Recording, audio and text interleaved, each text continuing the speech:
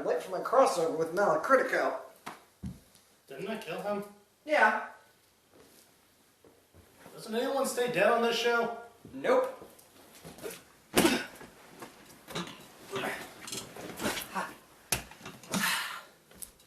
You ready for this? I've been ready since I was almost burnt alive and suffocated by smoke.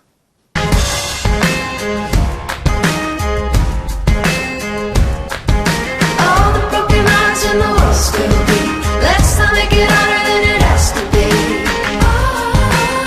It's all the same thing, girls chase boys, chase girls. All the broken hearts in the world still beat. Hello, I'm Plutoburns. And I'm the Malacritico, and welcome to Eagleland. Now, I review music, but manga has always been something that's been very near and dear to my heart and most other organs. So I'll be joining Pluto today. He owes me anyway. One of the best ways to learn about another culture is to study their popular culture. Yes, you can of course look at their high art to learn what they preach, but if you want to know what they practice, you gotta look at what the average person actually buys. And Prince of Tennis is one of the biggest shonen mangas to come out in the last decade, which really says a lot about what Japanese males are really into. Let's just say that Transformers isn't the only inexplicably popular, yet awful series out there. Come on, how can you not enjoy this manga, at least at some level? I mean, there's a guy who goes by the name Snake and hits balls over the net in the shape of a snake. Come on, dude, it's basically Dragon Ball Z, but with tennis. Because I have a finite amount of stupid that I will accept, but we'll both make our cases for this manga, so let's get started. Ryoma is a first-year middle school student who just enrolled at Seigaku. He immediately joins the tennis team because title drop. Him and his team are aiming to win nationals this year after being runner-ups the last year, and that's pretty much it. Thankfully, for the purposes of summarizing, Prince of Tennis doesn't have a narrative arc as much as it has a formula. They find out what their next opponent is. The next opponent is established as either a credible threat or giant douchebags. The Seigaku team end up defeating the opposing team in a team match that consists of 2 doubles matches and 3 singles matches. And no, it's not spoiling anything telling you they never lose. I mean, the manga went on for how long did it go on? 55 volumes since 1999 and still going. 55 volumes! And throughout the primary run, they never lost. And though I am loath to give this manga any credit, it is a clever idea to have the matches be team-based. Though they never lose as a team, there is still some tension in which individual matches will be lost. But I have to immediately take those points away, because the manga never makes me care about the teammates as people. In fact, this manga has some of the worst character management I have ever seen. Yeah, while most of the Seigaku team are more or less likable, there are way too many characters. Every team has 7 people on it, and each person in that team is given a full name and a gimmick. Every single one! And it would be one thing if this was just done to flesh out the world, make it feel more realized, but they have the gall to actually stick around and act like we care what they have to say about tennis. And since most fall into the category of arrogant douchebag, you never really keep them all straight in your head. It's basically like trying to keep all the Plutos straight. Hey! We have very distinct personalities. We don't even look that similar. Can you believe this guy? Unconscionable. Okay, speaking of douchebags. Oh yeah, Ryoma, Lord Emeritus Protector, High Chancellor, Grand Duchess, and King of Doucheland! The kind of dick cheese who wouldn't emote if his grandmother was getting punched in the face. You kiss your mother with that mouth? Anyways, Ryoma happens to be one of the worst protagonists to ever exist. Not once does he ever break his veneer of cold indifference, smug confidence, and barely contained sneer. Draco Malfoy wishes he was this slimy. And we know that to the Japanese, being in control of your emotions is considered cool. They strongly favor quiet inner strength as a culture, and there's nothing wrong with that. But that doesn't make Ryoma any more likable. Yo from High School Debut had the same type of personality, but he clearly had emotion, and even let his calm exterior slip every once in a while. If Ryoma isn't talking about or playing tennis, he's napping.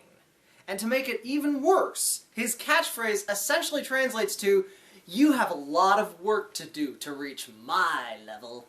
He's just such an uninteresting main character. I mean, he's so uninteresting, he needs 3 sidekicks to narrate his tennis matches. Yeah, he doesn't even get any internal monologue or anything. And it wouldn't be so infuriating if the obvious audience surrogate characters weren't so damn enamored with Ryoma. They stop just short of actually trying to suck his dick. I would be much more accepting of Ryoma if the manga presented him as a negative, like his attitude was bad, but his skills were necessary for the team. But the peanut gallery and the fact that Ryoma never loses implicitly states that we are supposed to like him and want to be like him because he's just so cool, yo. Basically, the only thing the manga doesn't do is give him a lovesick girl to follow him around. You guys talking about Prince of Tennis? Yeah? I hate that manga! Yeah, well, you're a hipster. You hate everything popular. I seriously doubt you have very good reasons for not liking it. I hate it because Ryoma is so unlikable and arrogant. I mean, he's always winning and he always has this I don't care attitude, and it's really annoying. That's exactly why we don't like it. Well, actually, there is a love interest. What's her name, who shows up maybe once every 50 chapters. And it's especially odd because the manga clearly intended to set her up as the love interest. What's-her-face meets a lot of the bland love interest checklist. She's the first character we meet in the manga. Check. She's demure and quiet. Check. She's the granddaughter of the Seigaku tennis coach. Double check. They even gave her a potential love rival in her best friend who is better at tennis than she is. Chekhov's gun. That's not at all what Well, maybe they did it because Ryoma and What's-Her-Face are only 12, and Ryoma just isn't interested in romance yet. Well, I guess you have a point there. I mean, it would be a little creepy if 12-year-olds started making moony eyes at each other. Wait, Ryoma's 12? Yeah, 12. What? You mean to tell me that a boy who on multiple occasions hits a ball so hard that it splits in half is 12 years old? What fresh pile of Slenderman's excrement is this? You haven't reached your muscular apex at age 12, and even if you were in college, you wouldn't be able to break a tennis ball in half. Lord Hagen, this manga is stupid. Calm down, it's really dumb. This manga is just absolutely absurdly stupid. Not a moment goes by where some impossible glorified tennis technique goes on. There serves disappearing, balls that don't bounce. They even name the techniques like they do in Dragon Ball Z. Oh, and Dragon Ball Z crossed with Prince of Tennis is not a thing. Internet, why is that not a thing? Your enjoyment of Prince of Tennis is proportionate to how serious you're willing to take it. For example, every time someone does something that's physically impossible, Pluto here tries to choke himself with his own fist. As for me, I enjoyed the absurdities. I mean, it's sort of a it's so bad it's good kind of thing, but it's amused me so much just watching them trying to justify these impossible acts of tennis. He hits the ball with so much spin that it's forced to come right back at him. That's called the Tezuka zone. But some of these absurd techniques end up creating plot holes and raising some very uncomfortable questions. If Ryoma can hit a shot that doesn't bounce, which he does in the very first chapter, why doesn't he ever hit it again for the rest of the series? And later, there's a guy who hits the tennis ball so hard that he launches his opponent into the stands.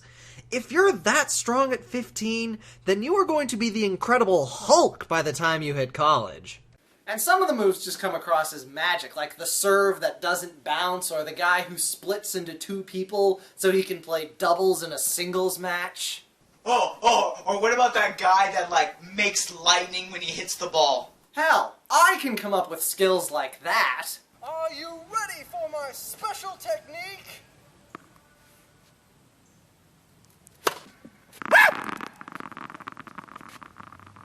Ha! What do you think of my shotgun serve? I think you're cheating. Eventually, the technique started to get really annoying, especially when they stopped trying to justify them.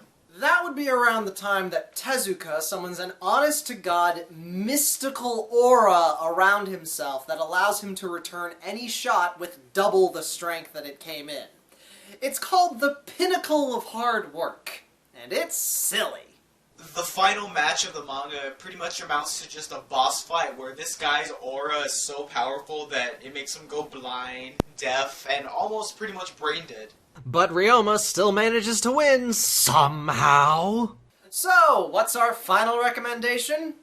Go read Baby Steps! It is a vastly superior tennis manga that not only has an extremely likable main character, but he has to work really hard to get his skills instead of just showing up and starting with them.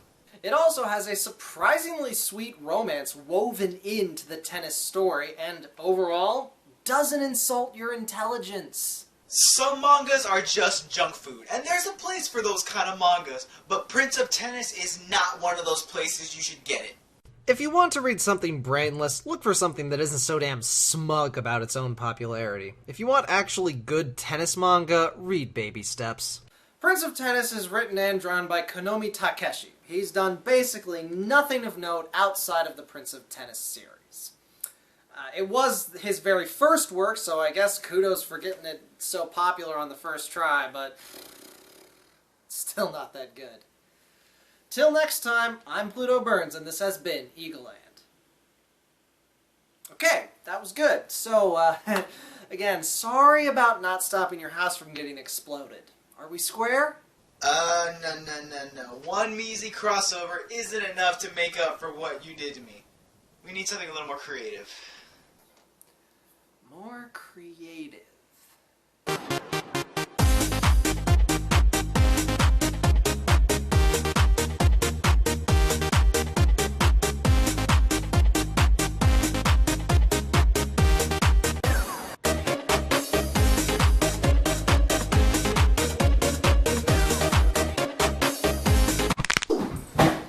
Amazing.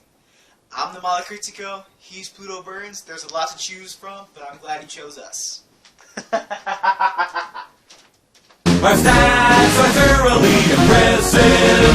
Our coach really has a might of slash. Our players are fast and strong and brave, and your guys, not so much. In fact, we played team